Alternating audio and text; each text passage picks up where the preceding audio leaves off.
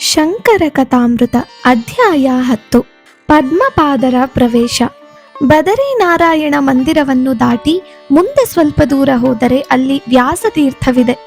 ಬಳಿಯಲ್ಲಿಯೇ ದೊಡ್ಡ ಗುಹೆಯೊಂದಿದೆ. ಇದೇ ವ್ಯಾಸ ಆಶ್ರಮ. ಮಹರ್ಷಿ ವೇದವ್ಯಾಸರು ಈ ಆಶ್ರಮದಲ್ಲಿಯೇ ಇದ್ದುಕೊಂಡು ಮಹಾಭಾರತವನ್ನು ರಚಿಸಿದರೆಂದು ಪ್ರತೀತಿ. ವ್ಯಾಸ ಆಶ್ರಮವೆಂದು ಹೆಸರುಗೊಂಡಿರುವ ಗುಹೆಯ ಮುಂದೆ ಎಡವಲ ಪಾರ್ಶ್ವಗಳಲ್ಲಿ ಗಣೇಶ ಮತ್ತು ಸರಸ್ವತಿ ಮಂದಿರಗಳಿವೆ. ವ್ಯಾಸರು ಮಹಾಭಾರತವನ್ನು ರಚಿಸತೊಡಗಿದಾಗ ಲಿಪಿಕಾರನಾಗಿದ್ದ ಗಣೇಶನು ವ್ಯಾಸರು ಹೇಳುತ್ತಿದ್ದ ಶ್ಲೋಕಗಳನ್ನು ಅರ್ಥ ಮಾಡಿಕೊಂಡು ಬರೆಯುತ್ತಿದ್ದನೇ ಇಲ್ಲವೇ ಎಂಬುದನ್ನು ಅರಿಯಲು ಸಾಕ್ಷಾತ್ ಸರಸ್ವತಿಯೇ ಎದುರಿಗೆ ಉಪಸ್ಥಿತಳಾಗಿದ್ದಳೆಂಬುದಕ್ಕೆ ಸಾಕ್ಷಿ ಎಂಬಂತೆ ಈ ಮಂದಿರಗಳು ನೆಲೆಗೊಂಡಿವೆ. ವ್ಯಾಸ ಆಶ್ರಮದ ಬಳಿಯಲ್ಲಿಯೇ ಅಲಕನಂದ ಮತ್ತು ಕೇಶವಗಂಗಾ ನದಿಗಳ ಸಂಗಮವಿದೆ. ಈ ಸಂಗಮ ಸ್ಥಾನವೇ ಕೇಶವ ಪ್ರಯಾಗ. 4 ಕಡೆಗಳಲ್ಲಿ ಹಿಮದಿಂದಾವೃತವಾದ ಪರ್ವತ ಪಂಕ್ತಿಗಳ ನೋಟ.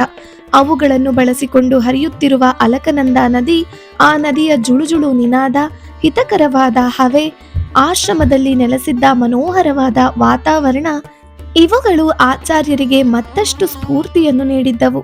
ಉಲ್ಲಾಸಭರಿತರಾದ ಆಚಾರ್ಯರು ಬ್ರಹ್ಮಸೂತ್ರ, ಭಗವದ್ಗೀತೆ ಮತ್ತು ಉಪನಿಷತ್ತುಗಳಿಗೆ ವಿಶಾಲವಾದ ವ್ಯಾಖ್ಯಾನಗಳನ್ನು ರಚಿಸಿದರು. ಆಗ ಅವರ ವಯಸ್ಸು ಕೇವಲ 16 ವರ್ಷಗಳು ಮಾತ್ರ. ಆಚಾರ್ಯರು ಭಾಷ್ಯಗಳನ್ನು ರಚಿಸುತ್ತಿದ್ದಂತೆಯೇ ಶಿಷ್ಯರಿಗೆ ಅವುಗಳ ಉಪದೇಶವನ್ನು ಮಾಡುತ್ತಿದ್ದರು. ಆಚಾರ್ಯರ ಶಿಷ್ಯರ ಪೈಕಿ ಪ್ರಮುಖರೆನಿಸಿದ್ದ ಸನಂದನರ ರೀತಿಯಲ್ಲಿ ಒಂದು ವೈಶಿಷ್ಟ್ಯವಿತ್ತು. ಆಚಾರ್ಯರ ಉಪದೇಶಗಳನ್ನು ಶ್ರದ್ಧೆಯಿಂದ ಆಲಿಸಿ ಅಧ್ಯಯನ ಮಾಡುತ್ತಿದ್ದುದಷ್ಟೇ ಅಲ್ಲದೆ ಗುರು ಶುಶ್ರೂಷೆಯ ಜವಾಬ್ದಾರಿಯನ್ನು ಅವರೇ ಹೊರುತ್ತಿದ್ದರು. ಒಂದು ದಿನ ಆಚಾರ್ಯರು ನದಿಯಲ್ಲಿ ಸ್ನಾನ ಮಾಡುತ್ತಿದ್ದರು. ಆ ಸ್ಥಳಕ್ಕೆ ಸ್ವಲ್ಪ ದೂರದಲ್ಲಿದ್ದ ಸೇತುವೆಯ ಮೂಲಕ ಹೊರಟು ಸನಂದರು ಎದುರಿಗೆ ದಂಡೆಗೆ ಬಂದು ಆಚಾರ್ಯರ ವಸ್ತ್ರಗಳನ್ನು ಒಗೆದು ಮಡಿ ಮಾಡುತ್ತಿದ್ದರು. ಸನಂದರು ಎದುರು ದಂಡೆಯಲ್ಲಿದ್ದ ವಿಚಾರ ಆಚಾರ್ಯರಿಗೆ ತಿಳಿಯದು. ತಮ್ಮ ಸ್ನಾನ ಮುಗಿದೊಡನೆ ಸನಂದನ ಸನಂದನ ಎಂದು ಗಟ್ಟಿಯಾಗಿ ಕೂಗಿದರು. ಎದುರು ದಂಡೆಯಲ್ಲಿದ್ದ ಸನಂದನರಿಗೆ ಈ ಕೂಗು ಕೇಳಿಸಿತು. ಗುರುಗಳು ಕೂಗುತ್ತಿದ್ದಾರೆ, ಬೇಗ ಹೋಗಬೇಕು, ಅವರಿಗೆ ವಸ್ತ್ರಗಳನ್ನು ಕೊಡಬೇಕು ಎಂಬ ವಿಷಯ ಒಂದೇ ಅವರ ಗಮನದಲ್ಲಿದ್ದದ್ದು. ಸೇತುವೆಯ ಮೂಲಕ ಹೊರಟು ಎದುರು ದಂಡೆಯಲ್ಲಿರುವ ಗುರುಗಳ ಬಳಿಗೆ ಹೋಗಬೇಕೆಂಬ ಅಂಶ ಅವರಿಗೆ ಮರೆತೇ ಹೋಯಿತು. ಎದುರಿಗೆ ತುಂಬು ಪ್ರವಾಹದ ನದಿ ಹರಿಯುತ್ತಿದ್ದುದು ಅವರ ಗಮನಕ್ಕೆ ಬರಲೇ ಇಲ್ಲ. ಗುರು ಸೇವೆ ಮಾಡಬೇಕೆಂಬ ವಿಚಾರ ಒಂದೇ ಅವರ ಚಿತ್ತದಲ್ಲಿ ತುಂಬಿ ಹೋಗಿತ್ತು. ಬಳಸು ಮಾರ್ಗ ಬಿಟ್ಟು ನೇರವಾದ ಮಾರ್ಗವನ್ನೇ ಹಿಡಿದು ಹೊರಡಲುದ್ಯುಕ್ತರಾಗಿ ಹರಿಯುತ್ತಿದ್ದ ನದಿಯ ಮೇಲೆ ಹೆಜ್ಜೆಯನ್ನು ಇಡುತ್ತಾ ಬಂದರು. ಅವರ ಗುರುಭಕ್ತಿಗೆ ಮೆಚ್ಚಿದ ಗಂಗಾಮಾತೆ ಅವರ ಹೆಜ್ಜೆಗಳನ್ನಿಡುವ ಸ್ಥಳಗಳಲ್ಲಿ ಒಂದೊಂದು ಕಮಲದ ಹೂವನ್ನು ಇಡುತ್ತಾ ಬಂದಳು.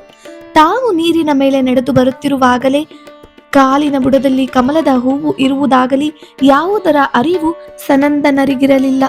ನಿರಾಯಾಸವಾಗಿ ಹೊರಟು ಗುರುಗಳನ್ನು ಸಮೀಪಿಸುತ್ತೊಂದೇ ಅವರಿಗೆ ತಿಳಿದದ್ದು. ಯಾವ ವಿಶೇಷವೂ ನಡೆಯಲೇ ಇಲ್ಲವೇನೋ ಎಂಬಂತೆ ಗುರುಗಳ ಬಳಿಗೆ ಹೋಗಿ ಮಡಿ ವಸ್ತ್ರಗಳನ್ನು ಕೊಟ್ಟರು. ಸನಂದನರು ನಡೆದು ಬಂದ ರೀತಿಯನ್ನು, ಅವರ ಭಕ್ತಿ ಶ್ರದ್ಧೆಗಳನ್ನು ಆಚಾರ್ಯರು ಪ್ರತ್ಯಕ್ಷವಾಗಿ ಕಂಡು ಮೆಚ್ಚಿದರು. ಸನಂದರ ಮೈದಡುತ್ತಾ, ಸನಂದನ, ಪದ್ಮಗಳ ಮೇಲೆ ಪಾದಗಳನ್ನಿಟ್ಟು ನಿರಾಯಾಸವಾಗಿ ನದಿಯನ್ನು ದಾಟಿ ಬಂದಿರುವ ನಿನಗೆ ಇನ್ನು ಮುಂದೆ ಪದ್ಮಪಾದನೆಂದೇ ಹೆಸರಾಗಲಿ ಎಂದು ಅನುಗ್ರಹಿಸಿದರು. ಅಲ್ಲಿಂದ ಮುಂದೆ ಸನಂದನರು ಪದ್ಮಪಾದರೆಂದೇ ಪ್ರಖ್ಯಾತರಾಗಿ ಆಚಾರ್ಯರ ಪ್ರಥಮ ಪ್ರಮುಖ ಶಿಷ್ಯರಾದರು. ಪದ್ಮಪಾದಾಚಾರ್ಯರ ಗುರುಭಕ್ತಿಯ ಕೀರ್ತಿ 4 ದಿಕ್ಕುಗಳಲ್ಲಿಯೂ ಹರಡಿತು.